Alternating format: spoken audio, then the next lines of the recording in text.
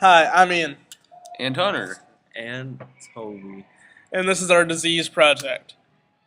The disease was first transferred to rodents, and then to fleas, and then to humans, causing sores with a thick black haze surrounding them. In 1348, the disease arrived in Europe.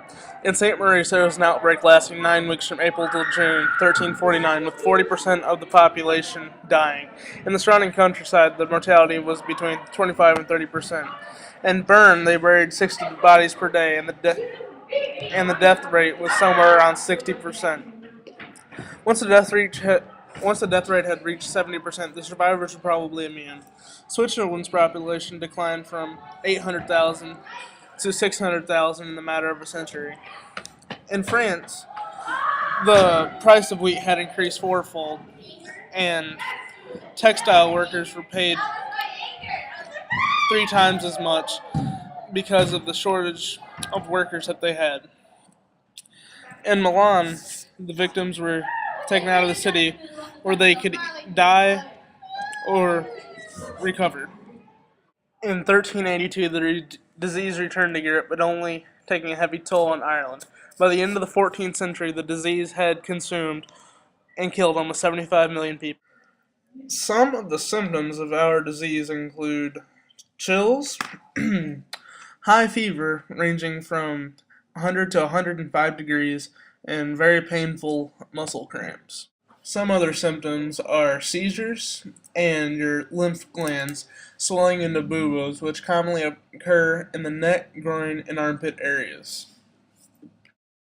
You can expect your cochlea to start bleeding 12 hours after you have gotten infected. There's basically only one treatment option. These are gentamicin and streptomycin, which are forms of very strong antibiotics that help cure our disease. If left untreated, the bacteria multiply very rapidly inside of the body that can lead to more serious diseases and eventually death. If the patient is treated quickly, the mortality rate is 15%, and if the patient is treated after a week of only having the disease, the mortality rate is 90%. The patient must be kept in isolation for the remainder of the treatment. The disease has a duration of 2 to 5 days, while the treatment can take up to 10 days unless the temperature returns to normal before the 7-day mark. The bacteria that our disease is called Yersinia pestis. It is a rod-shaped or bacillus-shaped bacteria.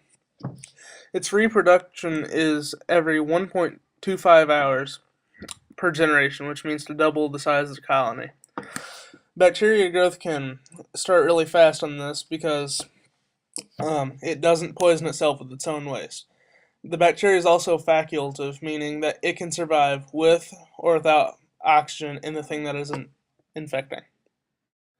The life cycle of our disease is from blood feeding, from the biting of fleas to rodents, and then on to humans where they get infected.